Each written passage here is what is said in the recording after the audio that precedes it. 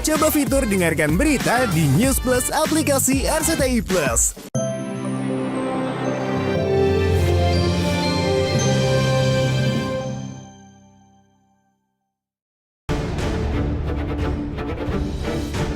Mengenakan baju tahanan warna orange, bos skincare Mira Hayati tampak pucat dengan wajah tanpa make up-nya. Bersama kedua rekan bisnisnya, Mustadir, Daeng Sila, dan Agus Salim, wanita berjuluk Ratu Emas ini akhirnya ditangkap Reserse Kriminal Khusus Polda Sulawesi Selatan setelah 2 bulan berstatus sebagai tersangka. Bersama kedua rekannya, wanita yang gemar pamer kemewahan ini ditahan atas dugaan peredaran produk skincare berbahaya. Penahanan Mira CS dilakukan oleh Direktorat Polda Sulawesi Selatan sejak Senin 20 Januari 2025 lalu. Namun karena mengeluh sakit dan dalam kondisi hamil, untuk sementara Mira langsung dibawa ke Rumah Sakit Ibu dan Anak. Sementara Agus Salim yang sesak nafas juga harus dirawat. Hanya Mustadir yang langsung ditahan. Ada telah dilakukan 3 penahanan terhadap 3 TSK ini. HM itu dilakukan juga pembantaran di rumah sakit karena mengeluh sakit. Dia dirawat di Rumah Sakit Ibu dan Anak Permata.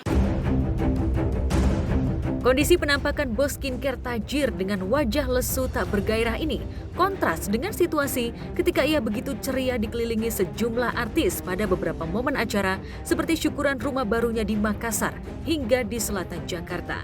Lihat saja bagaimana Mira asyik berdendang bersama Soimah, Eli Sugigi, Vega Darwanti, Iis Dahlia, Nasar, hingga Evi Masamba dan sejawat sesama bos skincare lainnya yang tak kalah kajir darinya, seperti selebgram Sheila Sauki.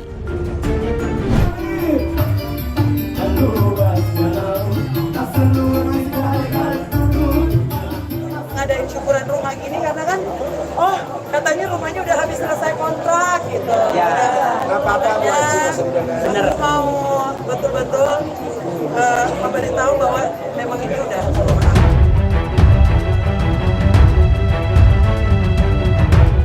Meski baru merintis bisnis skincare sejak 2019 dan produk skincare-nya di bawah perusahaan MH Miracle Whitening Skin Official baru mengantongi izin dari Badan Pengawas Obat dan Makanan sejak 2020. Namun dunia seolah sudah berada dalam genggaman wanita kelahiran Makassar tahun 1995 ini. Bagaimana tidak, dalam kurun 2 tahun, Mira mengklaim sudah memiliki sekitar 20.000 reseller agen skincare miliknya. Bahkan penghasilan Mira ditaksir mencapai 10 miliar rupiah dalam sebulan. Mira bahkan kerap membagikan video saat dimanjakan pihak bank ketika setor keuntungan di rumahnya. Ke rumah dengan teller-tellernya. Bukan saja terbiasa didatangi bank, dengan penghasilan fantastis itu, wanita yang baru berusia 29 tahun ini bisa membeli apa saja. Dengan dalih Jumat Berkah, Mira dengan enteng mengaku rutin membeli ratusan gram emas di toko setiap Jumat, hingga berburu perhiasan ke Tanah Suci. 50.000. Berapa dari harganya? 200. Semuanya total berapa outfitnya? Total outfitnya 2M lah. Saking gabutnya Mira yang saat remaja hidup susah berprofesi sebagai biduan dengan bayaran Rp200.000 kerap nyawer artis di atas panggung, termasuk nyawer musisi sekelas Ahmad Dhani.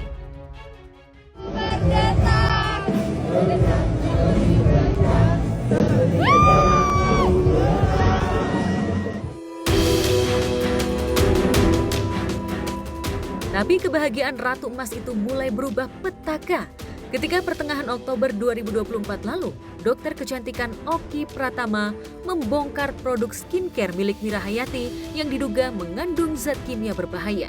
Dalam unggahannya kala itu, Dr. Oki mengungkap produk skincare milik Mira diduga mengandung merkuri 0,08% berdasarkan hasil lab yang diposting Dr. Oki tertanggal 15 Oktober 2024 di Bogor.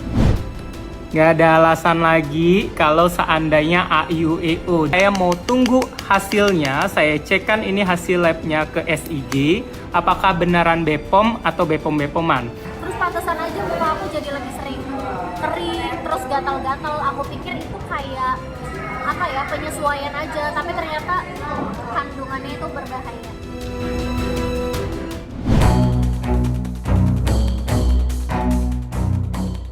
Bayang-bayang tak kalah mengerikan juga kini dirasakan sejawat Mira Hayati Sheila Saukia. Selebgram asal Aceh yang juga sukses jadi pengusaha skincare ini juga nasib bisnisnya tengah berada di ujung tanduk.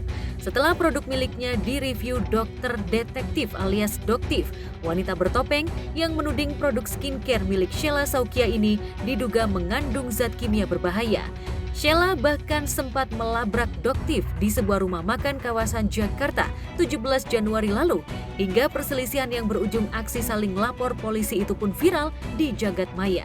Lantas bagaimana kelanjutan kasus saling lapor antara doktif dan Sheila? Benarkah kedua kubu sama-sama ngotot ingin menempuh jalur hukum? Kita ketemu aja nih sama si doktif, kita tanya itu produknya dari mana. Itulah awal mula, karena saya merasa dirugikan dan saya merasa marah karena dia melecehkan juga dialog dari BPOM. Kalau terjadi begini-begini terus, pasti akan ada yang saling lapor-melapor. Ini akan memancing keributan terus. Nah, malamnya terjadi. Ini ada seorang yang berperan melebihi dari BPOM, seorang yang tidak berwenang dan tidak punya kapasiti apapun untuk mereview skincare seseorang. Kalau memang produknya bagus, layak dong terjual dengan omset yang ratusan miliar sebulan gitu. Dan dokter tertarik untuk melakukan uji lab. Jadi dokter melakukan uji lab dan ternyata hasil labnya itu enggak sesuai dengan apa yang tertulis di situ. Ya, sejak produk skincare-nya direview, Sheila memang mengalami penurunan omset.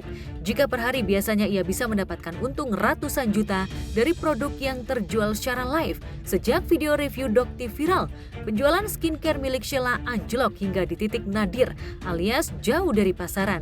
Lantas benarkah produk milik Sheila Saukia juga mengandung zat yang berbahaya seperti merkuri? Apa penjelasan doktif? Bagaimana pula pembelaan Sheila? Aku sekarang itu udah di titik tidak wajar ya. Awalnya itu dia menyerangnya itu bukan hanya dari sisi skincare aja, dari personal, dari travel udah, skincare udah, terus sekarang beralih ke fashion. Dari segala sisi dia udah menyerang. Menurut aku ini sudah nggak wajar lagi ya. Dan ternyata memang dari hasil lab membuktikan hal tersebut. Itulah yang mungkin membuat masyarakat jadi terbuka dan mungkin membuat para owner skincare yang terutama yang flexing ini merasa terganggu. Jadi saya udah berbenah sampai di titik berbenah. Apa yang salah semua saya perbaiki. Jadi kalau terus-terusan diserang saya juga bingung gitu loh. Bagaimana lagi ya gitu. Saya udah menjilat dia juga udah baik, udah semua udah saya lakukan gitu. Tapi lama-lama ini arahnya udah kemana-mana ini gitu. Jadi kan kita nggak tahu, itu kan nggak boleh langsung penjualan dari klien kami itu jatuh. Ini kan mata pencarian orang. Kasihan kan klien kami ini tiba-tiba dilakukan demikian, sadis tuh orang. Terkuaknya fenomena produk skincare yang direview dokter kecantikan hingga terkuak tabir rahasia bisnis skincare abal-abal milik Mira Hayati dan Sheila Saukia yang diduga mengandung bahan kimia berbahaya seolah menjadi puncak gunung es yang juga mencerminkan betapa peran BPOM selama ini tumpul. Lantas bagaimana reaksi selebriti atas fenomena ini? Di sini kita juga sebagai korban, sebagai owner, apalagi konsumen gitu. Kita aja sebagai owner bisa jadi korban, konsumen bisa aja nggak mau tahu gitu kan. Jadi pokoknya intinya kita sebagai pengguna harus pilih-pilih, harus hati-hati, harus concern juga sama apa yang kita pakai, apa yang kita makan. Saya sih pengennya semoga kepolisian, BPOM semuanya tuh menindaklanjuti dengan tegas ya.